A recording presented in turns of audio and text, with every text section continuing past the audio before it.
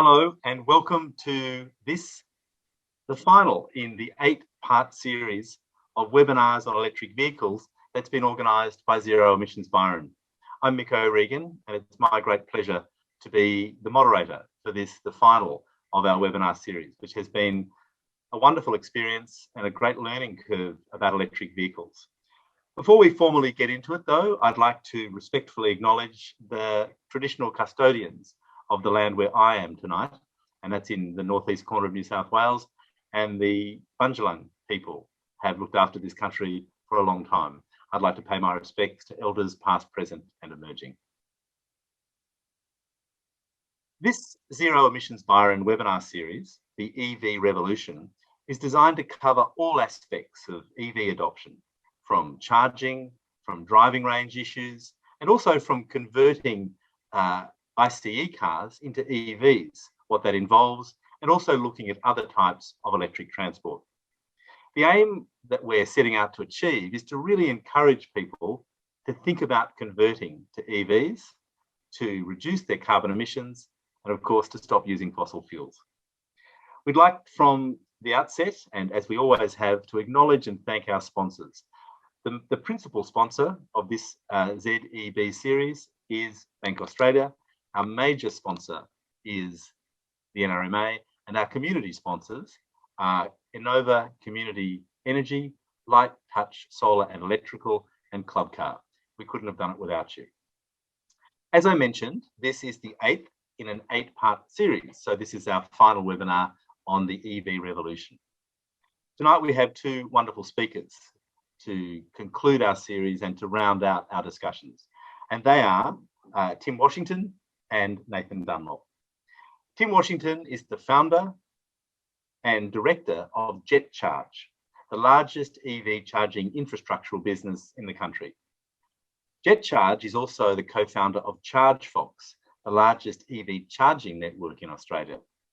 Tim is also chair of the Electric Vehicle Council, the peak body for the electric vehicle industry in Australia. It's a great pleasure to have him as part of this webinar. Joining him tonight is the Head of Research and Strategy at Tritium, Nathan Dunlop. Nathan works to understand the charging landscapes and trends within the evolving e-mobility market, and in turn, craft strategic responses for his firm Tritium. Nathan's particularly interested in the new business models and charging unit economics in this emerging market. Nathan has a strategy consulting background focusing on the future of utilities and energy. So it's a real pleasure to welcome both of you. And Tim Washington, I'm going to ask you, if you wouldn't mind, to lead us off tonight with your presentation. Great, thank you so much, Mick. I'm just going to share my screen. All right. Thanks everyone for joining us. I'd love doing kind of some of these more intimate webinars. It means that we can go a bit deep dive on some issues. If you do hear my cat in the background, I do apologize. He gets very excited when I talk about EVs. So yeah, apologies for that in advance. So today I'm here to talk about basically the convergence of electricity and transport. And that happens when we start using the vehicles as batteries as well as cars. Just a little bit about me. I'm the CEO of JetCharge. We've been around for 8 years. Apart from Tritium, we're probably the only charging company in Australia that has scaled to service the market. And we basically do charging infrastructure deployment as well as technology around energy management. For those of you who drive EVs, you'll probably be familiar with the ChargeFox network. It's also the largest network in the country, and so hopefully you have the ChargeFox app installed. And finally, I head up the main business group for electric vehicles in Australia, representing all of the companies in the space, which is the EV Council. Okay, so today I want to talk about this concept of a second grid, because if you think about how the electricity grid works at the moment, it's very different to everything else that needs to be transported from point A to point B. So think about transporting a physical item, right? You have the ability to send it by road, by plane, by sea. there's lots of different ways to transport goods from point A to point B most of the time. And most of the time, there are lots of companies vying for your business.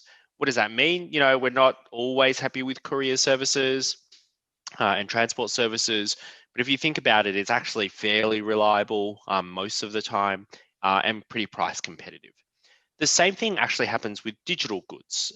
So you can acquire digital goods in multiple ways, whether it be through your smartphone, through your computer. You've got different brands, you've got different services. And so the internet is generally free and there's lots of competitors. And so to get digital goods, you can get that in different ways. But if you want electrons, it's very, very different because the companies that control how you take electrons from point A to point B are monopolized in Australia. That's not unique globally. Globally, there are lots of countries where there's only one distribution network, often state-owned, and so monopolization of distribution networks is nothing new. But essentially, if you want to transport an electron from point A to point B, unless it's in your own home with your own solar panels, you must use the distribution network. You must use their poles and wires. And if you use the high voltage transmission, that's owned by another business. But by and large, it's monopolized. And there's only one way to transfer it until now with electric vehicles. So let's go through a little bit about the history of how we got to this point with electric vehicles and how people think about it right now and how people might think about it in the future. So we started out as basically saying that electric vehicles are just another form of vehicle, right? All we were worried about is charging it up like you would charge up any other thing, like you would fill your vehicle with petrol or diesel. So we're really just worried about charging the car and using them as cars. That's how the vast majority of people start thinking about electric vehicles. Those of us in the EV charging industry, however, have started really looking at, well, if we want to roll out 50 Tritium charging stations on a highway, can we do it using the grid alone, or do we need something else? And the conclusion that a lot of us are coming to is that we need something else, whether it be on-site solar and storage, whether it be something else.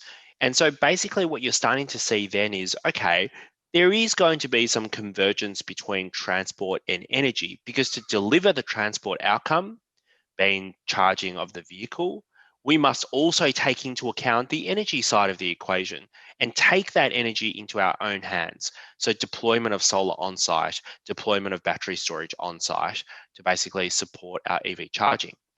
What you see on the screen there is basically a large solar carport in the city of Newcastle, where we've installed one of the Tritium 50 kilowatt charging stations, and that draws from that solar array. On the right-hand side is the ground mount solar that ChargeFox has to support the Euroa ultra rapid site, which basically has really high power charging stations. So we're starting to see some convergence there. But that's all behind the scenes. So you're not going to see that as a normal punter. It's all behind the scenes, the boring kind of EV charging companies deal with. The first time that consumers will start seeing the convergence of energy and transport and starting to use their vehicles as more than just cars will be what we call our vehicle to load systems. So what does that mean? It literally means that you can plug something into a power point in the car and use it to power appliances. The most famous example of that recently is the Ioniq 5, and hopefully, if you're thinking about buying an EV, you'll see lots of YouTube videos about how you can use the upcoming Hyundai Ioniq 5 to power kettles and all of that stuff, right? So that's pretty cool. But actually, it's already been in a few other cars, like the Honda E, which has a power point in the vehicle, as well as the upcoming Cybertruck, and there's a bunch of other brands that have power points in the back. And if you really start thinking about what that means, it's basically saying, okay, well, the vehicle's parked, so I'm not using it as a car. I'm using it as a power source. I'm using it as a power source right now to power my appliances. And so that's pretty interesting. That is like the first taste that we're going to have for using the vehicle as batteries. But then what happens? Well, then we start going, all right, what if we wanted to power more than just our appliances? What if we wanted it to power our homes, our buildings, and our grid, right? And that's when you start going, okay, well, a vehicle is parked 90 to 95% of the time. Can we use the vehicle as something else during that time to make it a more efficient asset?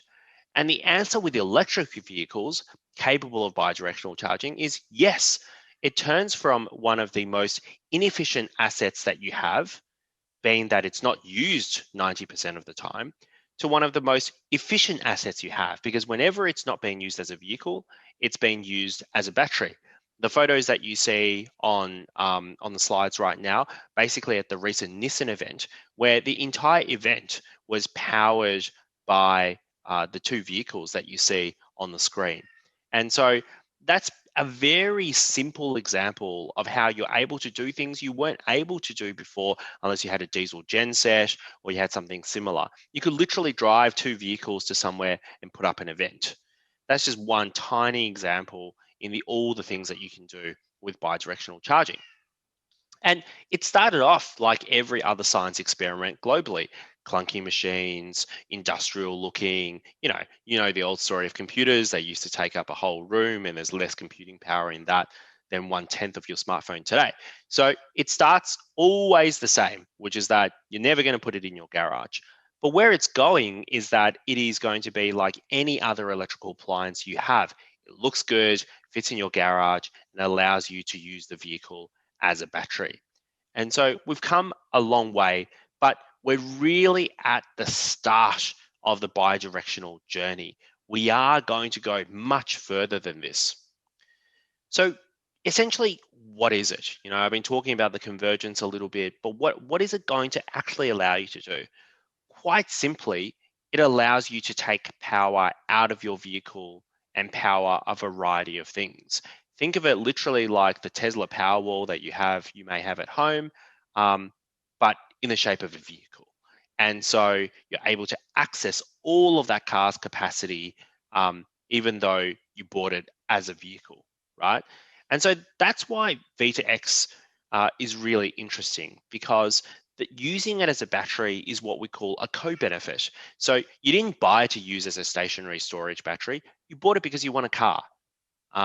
But because you bought an electric car that's capable of this, you're able to also use it as a battery for your home, making it a really reasonable purchase, something that you can use for a really long time and is quite cost effective. And look, the timeline for it is sooner than you think. The unit that you see on there right now is going to be certified in the next month or so, and it's going to be available for sale in Australia soon thereafter. And you'll be able to, by Christmas, be able to power your Christmas parties using your Nissan Leaf or your Mitsubishi Outlander. So that's using the CHAdeMO standard, which is what we use for Japanese vehicles. When we go to the European standard, that's going to start being ready in 2022 to 2023. And by 2025, what the automotive industry is predicting is that when you walk into a showroom and you purchase a new electric vehicle, that electric vehicle, regardless of what plug type it is, will be capable of bidirectional charging. So even if you walk into a showroom and you just buy an EV because you want a cool electric car and you take it home, even if you don't use it as a battery, it'll be capable of being used as a battery. And that's pretty important, which basically means that everyone will have a big battery parked in their driveway eventually. But it's not all good news, right? Charging stations for vehicle to grid are way too expensive. They're not for your average punter. They don't have any real economic payback. You get it because you want it. But like with all technology, it comes down with time, with volume, and with competition. And the first solar inverters were also very expensive, but now they're all quite cost effective. So we're going to see the same with V2G charging stations. And related to that, there just aren't enough companies doing this right now, but there will be in the next 5 years.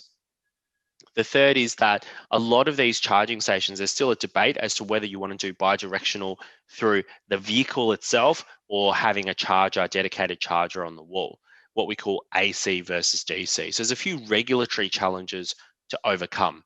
And the last thing is to truly support the grid. It's not going to be as good as, for example, the Tesla Hornsdale battery reserve, a power reserve, and stationary storage batteries designed for that purpose. So it's not quite fast enough to support the grid.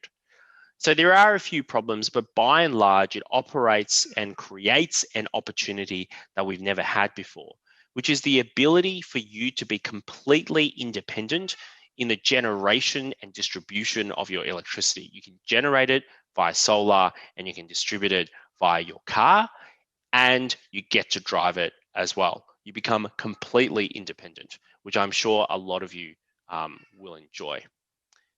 So that's pretty much it. And yeah, look forward to kind of answering any questions. Tim, thank you so much. That was terrific. Look, we're going to come to questions immediately that Nathan has given his presentation. So for people who may have joined us just recently, that was Tim Washington, the Chief Executive of JetCharge. And our second speaker tonight is Nathan Dunlop, who's the Head of Research and Strategy at Tritium. Nathan, it's a great pleasure to welcome you and to ask you to give your presentation, please.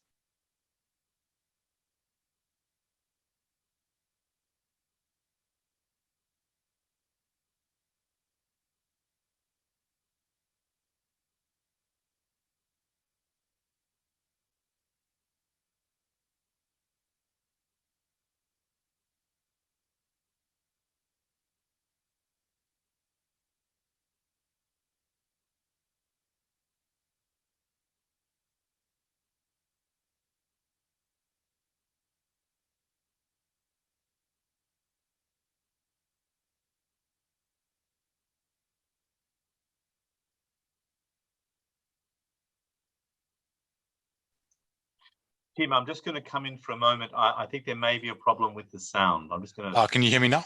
Oh, that's great. Thank you so much. Oh, apologies. I was talking to myself the whole time. So I'll start again. Thank you very much for having me. I'm Nathan Dunlop. I'm the Head of Research and Strategy from Tritium. Tritium, you may be familiar with. We're an electric vehicle fast charging manufacturer based in Brisbane, Australia. We have roughly 350 people now. 250 of those are in Australia, and then 50 each in our international offices. That's Los Angeles and Amsterdam. We're mainly an export business. We do service the Australian market, and we have got some chargers in Australia. You may be familiar with them on the ChargeFox network, NRMA, electric vehicle fast charging highway in Queensland, and EV networks as well. But most of our chargers are overseas. I'm going to talk about paying with your car, but I'll give a little introduction with a couple of slides about Tritium. You may be familiar with this shape. It's a 350 kilowatt charger, and I always start with this because this is one of the proudest moments of Tritium. This is the first 350 kilowatt charger in Europe that's functional on the Ionity project. This is in Germany. And this is what we do, right? We make fast chargers that we enable people to travel freely and charge their car, close to what a combustion engine would be able to refill their car. Like what I said, we have grown fairly sizable now, 4,000 charging stations around the world, delivered countless charging sessions and offset a tremendous amount of fuel by empowering those EVs to charge electric. We have 38 countries now covered. I haven't updated this slide in a little bit, but we have pretty good coverage around the world. Like Mick said, he introduced me as a strategy guy, and I'm really fascinated by business models and the unit economics of how things are changing out there in the market. This slide is endlessly fascinating to me. Bloomberg have already said that the sales of internal combustion engines have already peaked. If you think about that for a second, that is a tremendous change in the way that the automotive industry around the world does business. They're starting to prepare for a downward spiral of selling combustion cars. They're preparing to transition to battery electrics, and that transition has already begun. Here in Australia, we are somewhat limited in the amount of vehicles and the range of vehicles that we can choose from. But overseas, in countries like the UK, Germany, and Europe, even in the US, they have far more choice. And hopefully, at some point, we'll get a bit more choice in Australia. But the automotive companies are truly committed to transitioning to electric, and you're starting to see really fantastic commitments. The other thing that people are committing to is charging infrastructure. And there's a real contest at the moment going on for who's going to try to control and own the charging infrastructure. There's lots of different players around the industry all trying to converge on providing fast charging infrastructure in the public. Here in Australia, we have people like ChargeFox that are kind of charge point operators or pure play charge point operators who have some kind of partnerships with other vendors. But we also have people like NRMA and less so the automakers that are getting involved here in Australia and investing in their own charging networks. We also see utilities pretty strongly investing in charging infrastructure in places like Europe and the North American market, and they're all kind of vying for the market about who's going to be able to charge the cars that you and I are going to drive in the future, this electric cars. In the private space, there's also kind of contested market going on about who's going to provide all the charging infrastructure and who's going to help things like buses and heavy duty transport start to electrify. But today, let's focus on the public market. And like I said, I'm going to talk about paying with your car. So a new technology that's recently been released in the market, a new standard that Tritium has made available to our customers, mainly in Europe. I know Tim did get some pushback to say, when are we going to have this thing called plug and charge ready in Australia? And plug and charge is effectively the ability to pay for the charging session using the charging cable itself.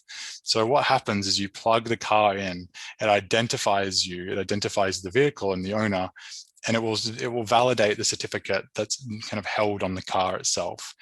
It will go up to the cloud and say, yes, this is who we think is charging, and this is where I should bill that payment to. There's no need to touch the screen with a phone. There's no need to get out a fob or a little RFID card and touch this thing to start the session. At some point soon, we'll have this ready for Australia when the cars start to allow for it. So the cars that are starting to be released in the European market are ready to be plug and charge capable. So the VW ID3 is really one of the key cars that are being released with plug and charge enabled. I'm told the Taycan can do this in Australia, but not me, not many people I know are going to be driving around in a very, very expensive Porsche. But this will get to us eventually, and it will kind of change the landscape about how we interact with charging. It enables you to get rid of this. It enables you to get rid of the RFID cards, the RFID fobs. In Europe, we've had a fair bit of trouble with interoperability around roaming, similar thing in the United States. Plug and charge is a pathway to enable roaming and enable seamless interaction. When you as a driver pull up to any charge station and plug your car in, it will be able to identify you, charge you, and you're able to kind of have a very fluid experience. There's a few key things that plug and charge does to improve the customer experience. Like I said, it gives you that streamlined membership. So you don't have to carry this item with you. You're able to kind of just plug it in and it works. It's kind of like the Apple experience, or for those of you who are lucky enough to drive a Tesla and have used a supercharger in the past, when you plug the Tesla in, it just works, it bills you. Why that's difficult is that, when we have lots of different vehicles out on the road, having the profiles and having the billing set up to work with every different profile of car on the road, it creates massive complexity. So the plug and charge standard is enabling us to kind of consolidate that and enable this experience to be rolled out to all cars and kind of get that same level of Tesla experience. The next thing it does is enables you to kind of transition to in-car charger control.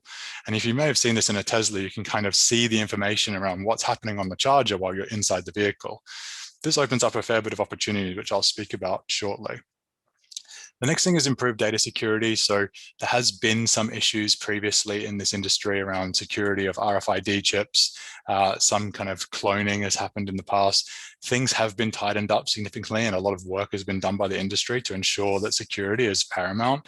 But plug and charge is that next level where there's really good authentication happening between vehicle, the cloud, the operator, and then back to your car, and to make sure that it is actually you charging and you're going to be charged the correct amount for whoever's there charging.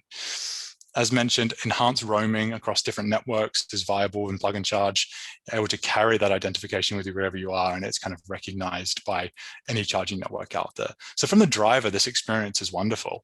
You're able to just plug the car in and kind of just get the bill, and it's seamless. You don't have to worry about any of the other kind of touch points that you might run into if you're not a member of a network, or you maybe haven't set up your authentication with some other networks. The thing I think about a lot is who is going to want to own this experience, and what does it matter from a business perspective? What is the opportunity going to be going forward with Plug and Charge, and why does this matter so much, and why is it interesting? I think there's going to be some really crucial experiences. And if we can envision the future about what this means for the driver and what this means for businesses, who's going to fight for this? Who's going to want to win the charging market if they're able to enable this experience? And why are they going to pay the cost to deliver this to you, the driver? There is some kind of cost here that you have to set up with your infrastructure in the back end to make sure that everything works. And why should they bear that cost? From an automaker's perspective, you really want to start, having the charging experience be in a branded experience. So as I mentioned, the Tesla experience is great. You can see everything on the screen. You can see all the charging facts and how the charging session is going. I believe that in the future, potentially automakers will want to brand the experience wherever you charge. So if you own a BMW car, all of the touch points around that charging session may be BMW branded. That may be a little bit challenging for the charge point operators as a business model, but I see that as being very valuable to the automakers to start doing things like offering you a car that you have a bundled charging service going forward. So maybe you have a car in the same way that you pay your telephone bill per month. You just pay a subscription and then everything is kind of bundled in that one experience. That's a really exciting proposition for the automakers who are looking to, sell you a car, but then have an ongoing relationship with you, that you have that billing relationship with them. The next opportunity is for the tech players. So the Googles, the Apples have not really been that well integrated into the EV landscape yet. But as you can kind of push things into the vehicle, the things that we're using at the moment, like CarPlay from Apple and Android Auto, potentially get much more valuable for them to be able to start to understand data and the way that people drive their vehicles, the way they interact with charging stations. If they can collect that data, they can start to be able to generate offers and generate potentially advertising that is surrounded around that charging experience. The way I kind of describe this to people is that if Google has access to your calendar and knows that you're driving to a meeting, maybe they can see that you have a spare 20 minutes. Maybe they also have the data from the charging station to say, this charging station's free. How about I book that charging station for you? And I'm also integrated with the coffee shop there, that they're going to send you a voucher to have a reduced price coffee or muffin while you charge at that charging session, because it knew you had some time to spare. I think we in the future will have far more integrated, far more robust experiences where different data sources are beginning to give you a far better experience as a driver and can give you, adjacent offers, adjacent advertising that is, far better targeted to the driver experience. The last one is the utilities. Utilities have been somewhat slow to enter the charging market, and they're only starting to get their act together at the moment. What we're seeing in places like the UK is utilities start to offer bundled deals. So they're looking to get you as a customer onto their utility billing platform and pay your electricity bill per month. But maybe that also includes public charging, and maybe it also includes other things as well. They're trying to bundle. You might have seen AGL pushing into places like telephones and internet. They want to secure this whole experience for you, and they want to be able to give you the services and extend their relationship into the public space. At the moment, it's very hard for a utility to push outside of the electricity in your home, and electric vehicle charging gives them an opportunity to start providing you the driver services outside of the home, which is a really different business for them. And electricity served outside of the home is fairly interesting for them to do that. You can see I have on the screen here Ely as well. This is what I mean by convergence of industries. And convergence of industries is fascinating because Volkswagen as a car maker is now starting to become an electricity utility. So in Germany, Volkswagen not only wants to sell you a car, they want to sell you your electricity in the home. They want to sell your electricity for your vehicle. They want to be your number one provider for everything to do with your energy needs. And this is what's going to be interesting in the next 10, 20 years, is how these industries start to converge and provide these really interesting, tangible experiences to you, the driver. And one of the key ways they're going to do that is through this plug and charge platform and how they can build a tighter relationship with the driver. I think we're only just beginning to see this kind of opportunities emerge for the businesses, and not only the drivers, they're going to get this much more robust experience. I think it's a very exciting time to be in the industry. And I think it's a very exciting time to start looking at electric vehicles, because the driving experience is just so much better than driving a combustion engine. That's all from me. Thank you very much for listening, and hopefully Tim and I can answer some of your questions. That was great. Thank you so much. I really appreciate that from both Tim and Nathan. Tim, I'm just going to keep you in the spotlight for a moment because we have got questions coming in. And Peter wants to know, why don't grid operators like AC vehicle to grid? So, so for those of you who kind of may not be aware, so there's AC vehicle to grid is essentially where we take the kind of DC to AC process. So I'll go back one step. The batteries run on DC and the grid runs on AC. So you need a way to go from AC to DC and from DC to AC. Now, with bidirectional charging, that can happen either on the wall in the charger itself, or it can happen inside the car.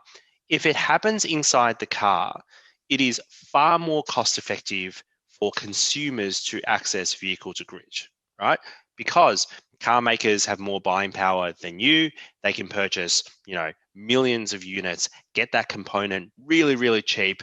And theoretically, what that means is once it's incorporated into the vehicle, you could literally use any wall unit, any AC charging station with the right firmware, with the right standards to access bidirectional. So all of a sudden, instead of paying $10,000 for your bidirectional charger, you're paying $1,000 for your bidirectional charger. So that sounds fantastic. That sounds awesome. Here's the problem. The problem is that if theoretically any AC charging station can become are capable of transferring bidirectional power, it literally means that the grid operators lose control as to the points of generation. What do I mean by that? It means that every vehicle essentially becomes a generator capable of connecting to the grid wherever there's an AC charging station. Right now, if you have an EV, you might think there aren't that many charging stations. You're probably right. In the future, they will be everywhere. There will be millions of them, homes, businesses, public.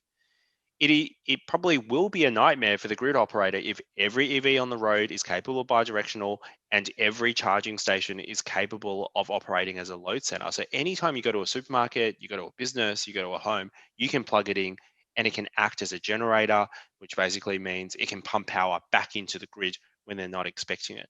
So this is all about control, which is why in California, they've been debating this issue very, very heavily.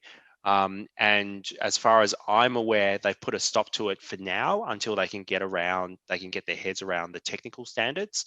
But yeah, that's kind of the situation. It means that the grid operators lose control. Now, you might love that, but unfortunately, the price of living in society means that, we need to kind of make sure that things are stable and the electricity grid is stable. So that's why they don't like it.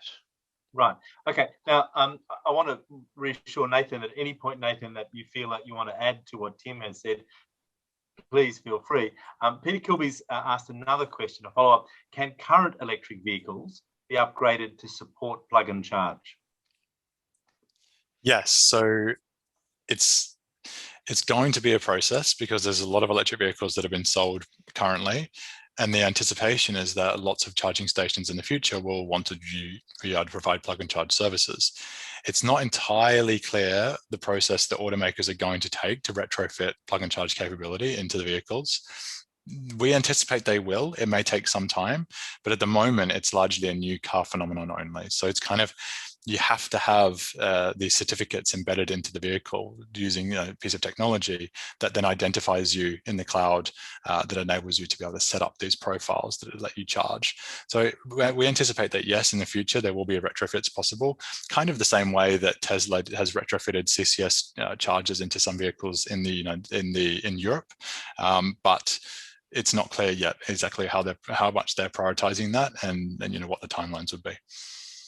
Right. Thank you. Look, Tim, we have a question from Muriel, and she asks, what is the impact on battery life of extra charge-discharge if the car battery is also used in the home? Yeah, so that's a really great question. The answer is negligible. As Nissan's ex-head of charging globally explained to me, he said, Tim, first of all, we never allow you to do something if we thought it could harm the car. And second of all, you discharging from the vehicle is no different to someone pressing on the accelerator pedal. but it's actually a lot gentler, so a lot more gentle. So the way to think about it is when you're discharging from the vehicle, or when you're driving, you're discharging the battery, right? And so if you drive 10,000 kilometers a year, but then use the vehicle on a daily cycle as a battery, it's probably the same as driving a little bit more. Of course, if you kind of smash it and you use it all the time, it will have some effect on battery degradation, just like you would do with driving. But as batteries get better and better, and as we approach 1 million kilometer longevity batteries, car makers are increasingly less concerned with battery degradation around vehicle to grid.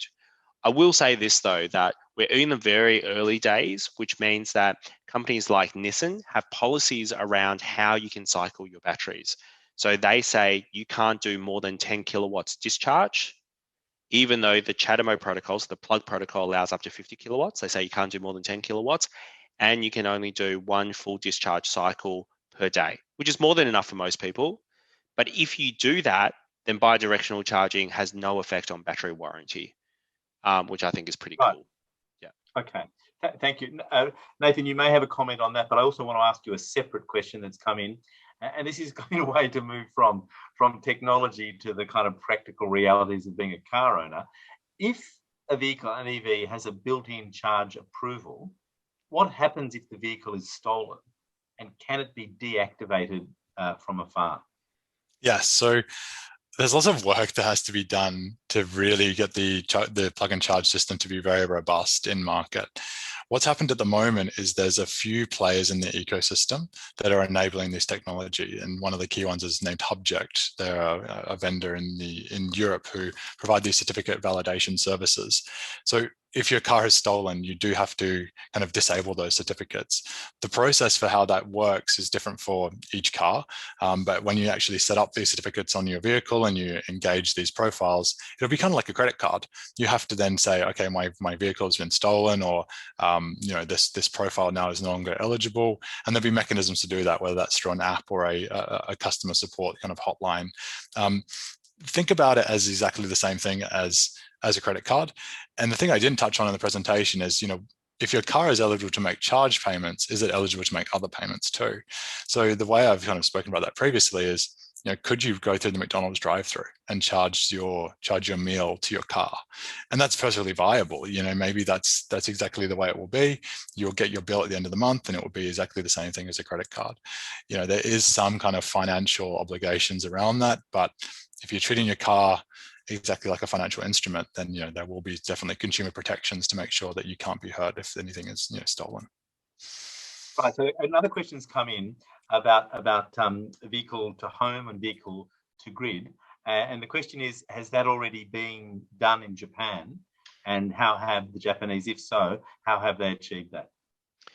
So yes, it has been done in Japan for many years. So the Japanese government, one of the reasons why CHAdeMO is so much more advanced than CCS2 on vehicle to grid is because the Japanese government has mandated that all electric vehicles sold in Japan must be capable of bidirectional charging, and that's to help them with disaster recovery after, for example, the Fukushima disaster, but also earthquakes and stuff like that. And so they've been doing this in Japan for a really long time. How do they achieve that? They have Japanese-specific vehicles, and they have Japanese-specific chargers that basically look fairly clunky but do the job. And yeah, people use it there for emergency relief. But yes, it's been done. You're on mute, Mick. Sorry, excuse me. So those processes, to both Tim and Nathan, those processes, where is the politics as it hits the policy, if you like? What are there kind of non-technical public policy obstacles that we need to overcome? The answer is yes. Yeah, I'll take a go at it first. So standards and policy around electric vehicle charging is in its infancy. The way that vehicles connect to the grid is only one of the things that needs to be figured out. So it's really a country to country basis around how the vehicle interacts with the grid. in Australia, there's standards being assessed at the moment around, what are the protocols that might actually happen through. And, you may be familiar with these kind of protocols that manage a pool pump for your swimming pool or other controlled loads. Potentially that can be one of the ways that we do manage that from a grid perspective. All around the world, there's different kind of ways and mechanisms that enable a charger to connect to the grid and feed electricity back into it. The other thing is obviously partly what Tim touched on previously was around how does warranty obligation work and what is the politics around that. So it's great to hear that some of the Japanese automakers have started to get their warranties in line and understand what does a cycling look like for how warranty obligations matter over time. Obviously, whenever there's warranty obligations, people like the ACCC get involved around customer protections and making sure that things are fair. That will be different for every country around the world. And that is partly why things are moving a little bit slow from a European perspective, is that the CCS standard, they haven't quite figured out yet exactly what those warranty obligations look like, how do these things work from a tariff perspective around the world, and like you said, what is the politics in each of the countries. From a Japanese perspective, they're a little bit easier to work with because they've kind of just gone for it for a very long time now. And I echo what Nathan says about standards being in their infancy. There's a lot of politics around standards, so don't let anyone convince you that standards are just like this apolitical thing. Its standards are basically made by commercial companies trying to get an advantage, and for like this group of kind of companies that want to advocate plug and charge, there's another group in Europe who's trying to overthrow plug and charge, and there's another group in US who doesn't want to get it off the ground because they think it hurts their commercial interests. So politics definitely plays a role, but it is in its infancy because plug and charge, which is all the stuff that's being deployed globally, especially including from Tritium and Electrify America in the US, is all based on the old plug and charge standard. There's a new one that's currently being developed, but it hasn't been finalized yet. And so we're kind of very much at the early stages of that. But politics plays a huge role, not only in EV charging, but obviously in EVs as well. And for anyone who's paying attention, there's a lot happening around the politics of electric vehicles at the moment. In Victoria, we had this massive fight around the road user charge, and now the Victorian government is introducing corresponding incentives, which is great. But we're going to see that fight happen in other states. The good news is that when politicians get it right, and often they get it right because of community pressure, because of the people who attend these webinars, so I encourage you to go out and speak your mind. Where they do get it right, we see a huge uptake in low emissions vehicles. Like this stuff can turn on a dime. So to give you an example, in the UK, when they eliminated fringe benefits tax for electric vehicles and when they introduced CO2 emission standards, sales went from 2.2% in June 2019 to 23.4% in December 2020. It grew more than 10 times in 18 months. And the reason it can do that is because government has supported them to do that. And we could see the same thing happen in Australia. Federal Labor has said that if they get into power, they're going to scrap FBTs and import tariffs for electric vehicles. So this stuff can turn on a dime. And so it's really important that all of us kind of get out there and tell the politicians what we think. Indeed. Absolutely. Is there a problem in that sense that possibly in a unitary system of government like you have in the UK or say New Zealand, where there aren't competing federal interests between a central national government and a state-based government, that's where problems lie? Like in the US, is there an emerging issue between state-based regulatory policy for EVs and the national? Yes, so that's just the nature of having a state-based and federal system. You're always going to have conflict. The biggest conflict that I've seen so far has been the Californian government and the Trump administration. There was huge conflict around vehicle standards and emission standards and around can California set their own standards and what does that mean going forward? In the US, you have around 14 states, which we known as the ZEV states or the zero emission states, and they largely follow California's lead. But the rest of the states are kind of, they're a bit slower. That's probably less of a problem in Australia because we only have a few states. And once one does it, the others feel, some obligation to do it. We don't have as big a political divides as they do in the United States. So what can become a political issue around, the future of renewable energy and clean transport, I hope it's less of a barrier here in Australia than it can be in the United States. And this is to push you towards controversy in a sense, but is there any data that indicates states that have a greater investment in fossil fuels are less open to facilitating EVs? I don't know the answer to that, actually. Right, okay. Just to come back to another question then, and Nathan, I'd like to direct this at you. When you were talking before about the kind of vertical integration and the whole, basically your car becoming a credit card, which is a remarkable notion, I have to say. Is there the prospect that, for example, can plug and pay be hacked? So I think I mentioned in the presentation that the plug and charge standard is based on a standard we know as ISO 15118. Yes. Yep. It has a far greater emphasis on security and cybersecurity than other previous standards have had in the electric vehicle ecosystem. What we do know going forward is that electric vehicle charging will become an essential service. We're starting to, as a business like Tritium, get far more pressure around cybersecurity risk, federal risk, and people like state and federal governments starting to worry about, is charging infrastructure need to be protected like the electricity grid? And I think we'll start to get even more obligations from a cybersecurity perspective going forward. But from a plug and charge perspective, it is another level up from a cybersecurity perspective, and it does protect that charging session in a more encrypted way than some of the previous technology that has been used. Okay. Tim, did you have any comments on that particular question? Yeah, I mean, I will say this, Mick, is that Nathan's exactly right. The pressures around cybersecurity, I think, will encourage governments to look to more locally grown kind of hardware and software providers. So they'll trust people like Tritium more than they'll trust, for example, a Chinese brand. I'm Chinese myself. It's just the reality of how this stuff works. And because the industry is quite young, especially in Australia, most of what we have is imported. That includes hardware, that includes software. I think as EV charging becomes more of a critical service and governments turn their attention to it, I think you'll see a lot more scrutiny, especially around imported software products, which are susceptible to cybersecurity and susceptible to data leakage, because the people who import them have no control over their development, nor in terms of their cybersecurity. So I think we will definitely see that. To both of you, and again, this might be a slightly left field question, but it does occur to me that the demise of the manufacturing base for ICE vehicles in Australia, which we've witnessed over the last 10 to 15 years, the advent and the massive uptake of EVs, is that likely, in your opinion, to stimulate a manufacturing revival around EVs? Well, I think Tritium is a fantastic example of a manufacturing business that has come out of the transition to clean energy and electric vehicle transport.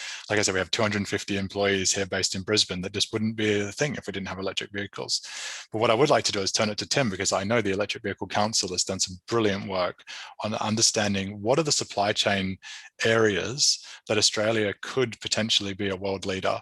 And it extends past charging. We have, the natural resources here in Australia that can potentially be extremely valuable to the production of electric vehicles. Yeah, that's exactly right. Like, I think I would encourage everyone kind of who's listening to think of the automotive sector as more than just manufacturing the cars.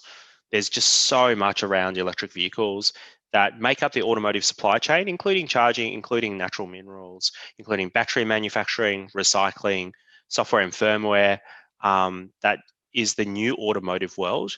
And the great thing about electric vehicles is that because it doesn't rely on imported oil to run, we actually have all of the tools and the skills and the resources available in Australia to create essentially a closed ecosystem. Like, we can be completely self-reliant from a transport and energy perspective. That's something to really look forward to. Right now, right, we have a huge deposits of lithium and rare earth minerals that are required to make these batteries. And what companies like Tesla, what companies like the European manufacturers do is they come into Australia and say, hey guys, can you do what you've always done, which is to dig shit out of the ground and give it to us, right? That's what we've always done. And that's what we're doing right now with these new minerals. And you know what we've said? We've said, yeah, sure, we'll just do what we've always done, right? Which is, one, not getting enough value for what we're digging out of the ground. Two, not benefiting the wider Australian industry at all. But we do have the power, because we will rely on these batteries and electricity to fuel our future transport, is that we can create significant consumer and business demand around these minerals and resources to create a domestic market for these things. And I hope to see more and more of that. In fact, some of the first battery kind of plants and recycling plants will get off the ground over the next couple of years in Australia. So I'm excited to see that. But yeah, it is the start of that industry, but it's very different to what we've seen before. Right, look, we're actually kind of coming to the last 10 minutes, not only of this webinar, but in a sense, the EV series that Zero Emissions Byron has put on. And to kind of foreshadow, I have a couple of specific questions to ask, but I am really interested in the broader picture of the mindset with which Australian consumers are now approaching electric vehicles, and the way in which, as we've heard from you guys tonight, that it's more than just simply a car. You know, in one sense, we've got this bidirectional battery that, you know, we could hold events and power events with 2 EVs. So that's what I'd like to foreshadow, that the broader popular understanding of where we're moving and how the popular imagination is being, dare I say, charged up by the prospect of EVs. But just on that, though, I do have one specific question I wanted to ask Nathan. Will using plug and pay mean that charging will cost more? I don't think so. I think that there certainly is a cost to operationalize the back-end software, and someone has to administer these costs and, you know, pay for the software engineers that have developed it and maintain it. But I think there's cross-subsidization opportunities here that will make it cheaper for the end customer. I think that there's opportunities using plug and charge, whether that's, you know, booking services or adjacent offerings that are fed through the ecosystem, that can potentially subsidize some of the charging session costs. I think that it's an opportunity for charge point operators and other businesses to start to create more competitive offerings, and this is just one of the technologies they'll do that with. And I think that the customers at the end will benefit, as, you know, we have, you know, larger and larger competition for charging sessions going forward. Okay, thank you. All right, then to go in the 10 or so minutes that we have left, the broader picture. I mean, Zero Emissions Byron gave the broad title to this webinar series, the EV Revolution. And so to you first, Tim, are we really in a revolution where we're seeing a kind of root and branch change in the way we understand transport, in the way we understand public policy around transport, and the way we understand the relationship between our electricity grid and our transport systems? Oh, absolutely. Well, this will be the biggest thing since, you know, sliced bread. But this is the way I describe it is, you don't see wholesale change of fuel from one type of fuel to another type of fuel very often. It almost never happens, and this is an occasion where it's happening on a global scale. We in Australia, I think, are a little bit sheltered because we're so far away from the action. But in Europe, China, and the US, there is a huge industrial fight going on right now in the EV sector. Like, you know, I always describe it as the biggest people in the room are now are walking into rooms where they're no longer the biggest players, right? So you've got the utilities here, right, walking into the same room as the oil companies, walking into the same room as the largest property groups and the largest, you know, physical retail groups, and they all think they're going to dominate the EV charging space or the EV space. You're also walking into a room with the largest OEMs, and all of them think that they're going to dominate the space, and they're all used to dominating whatever they're being part of. So we're going to see this huge kind of competition for consumer sentiment and consumer dollars, and that can only mean great things. But make no mistake, the world is seeing a realignment of industry around low emissions vehicles. Australia just hasn't woken up yet, but when it does wake up, it'll be part of that race as well. And I just hope we don't wake up a bit too late. There is a question before I ask Nathan to add his contribution. Alex has sent in a question. What about the long-term effect of the hydrogen economy and associated EVs? Yeah, absolutely. So, like, I think hydrogen is really important for Australia in terms of renewable energy export. So the way to think about hydrogen in my mind is not that it is competitor to battery electric vehicles. I think for lighter vehicles, battery electric is going to be the winner. You just have to follow the dollars to know that.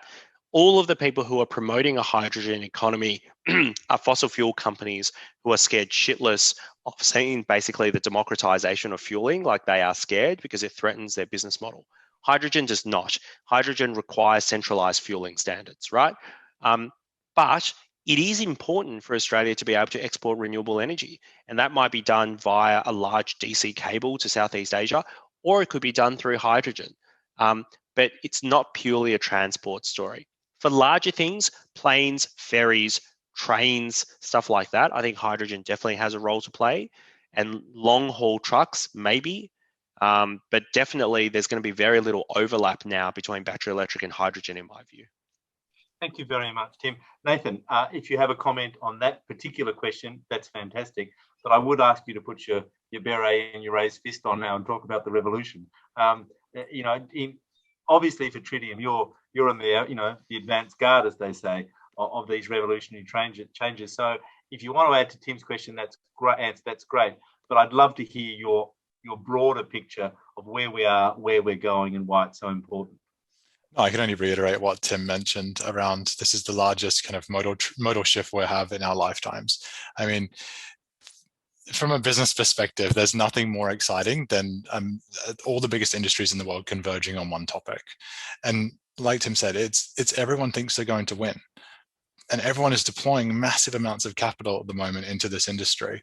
And it's extremely exciting because everyone's kind of fighting to win the relationship with the driver, with the EV driver. And they're starting to put out these great offers. They're starting to put huge investment into developing not only the vehicles, the charging infrastructure, this ecosystem that sits around all of these services. We are a little bit late to the party in some aspects here in Australia, but that's not completely true. We do have a great DC charging network that is probably built out a little bit before its time. We don't have heaps of electric vehicles on the road, but we do have pretty good charging assets out there, thanks to people like ChargeFox, NRMA, EV, who are really forward thinking in that regard. But from a global perspective, yes, this is a hugely exciting time to be in electric vehicles industry and to be looking at buying an electric vehicle. It's going to change the way we interact with our vehicles. It's going to change the way we use transport, and it's going to change the way, the future of how we move around the world is actually going to work. I think it's truly exciting time. At a personal level, Nathan, I mean, is it like being one of the Orville brothers as they push the plane into the air? Do you feel as though, because of where you're placed, watching these revolutionary changes unfold, that you are in this, privileged moment in history? It is very exciting, right? And it does sometimes feel a bit surreal that we're based in Brisbane and we're working with the largest kind of transition that's happening in the world around electric vehicle fast charging, and the networks that we get to see, and just the ideas that come through the door that we hear about is fascinating. You're constantly getting these new big brands knocking on the door saying, we're going to put in X number of thousand charging stations in the next few years. And it's like, oh my God, a couple of years ago, that was just unheard of. There was one massive charging station network in Europe, and now it seems like every big brand, whether that's a fuel oil and gas company, whether that's a big utility, they're all coming to the party. And it is truly exciting, like you said, to kind of see how this industry is going to grow really, really quickly in the next few years. Thank you so much, Nathan. Tim, a final word to you before we wrap up. Not much to add to that, but for those of you who are still left on the webinar, if you haven't driven an EV or if you haven't been in an EV, I would strongly encourage you to do so. If you have friends who haven't been in an EV, please take them for a drive, because the more bums in seats we get, the more people will know just how much better it is, and we'll start moving towards low emissions transport faster. That's great. I want to just thank you so much, Nathan Dunlop and Tim Washington. Not only has it been a fantastic individual webinar, this number 8, but I think you've added a real sense of rounding out what this EV webinar series put on by Zero Emissions Byron has tried to do, which is to basically inform people, but also really encourage people to start thinking about converting, to think about life beyond their internal combustion engine vehicle, to understand the profound changes that EVs are going to make, not only at a personal level, at a community level, but also at a national level. So I really want to extend on behalf of Zero Emissions Byron and the people who've been part of our webinar series, a big thank you to both of you for your contribution tonight. Thanks, Mick. While I'm in a thanking mode, I also want to really acknowledge the sponsorship that's been behind this series, because without it, it wouldn't happen.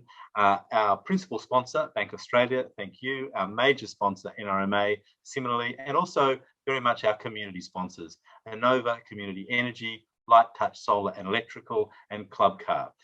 This webinar series could only occur because of a really terrific team of people. I'd like to thank Glenn Todd for all his IT work, Bridie Schmidt and Muriel Watt for their contribution, especially Christabel Munson for helping get me onto the screen each time we've had it, and also to Chris Sanderson for their hospitality and their technical calm. Zero Emissions Byron has now staged 8 free monthly webinars since August last year. We've attracted interest from all states and from overseas. Each 1-hour webinar is available to view on YouTube. Find all the links, and you can rather find the links to all of them at this URL, www.zerobyron.org/webinars. Coming up, there will be a live EV Expo and Forum on Sunday, the 22nd of August this year at Habitat. That's for people who are in or can get to Byron Bay. Keep a keen eye on Zero Emissions Byron's website for details closer to the event, or sign up for our e-newsletter on our website for our latest news. And that address is all the W's /zerobyron.org. I'm Mick O'Regan. It's been a great pleasure to be part of this webinar series. I hope you will go onto YouTube and have a look at all of them. And I hope you'll help spread the word that the revolution is coming and EVs are the future. Thank you so much. Good night.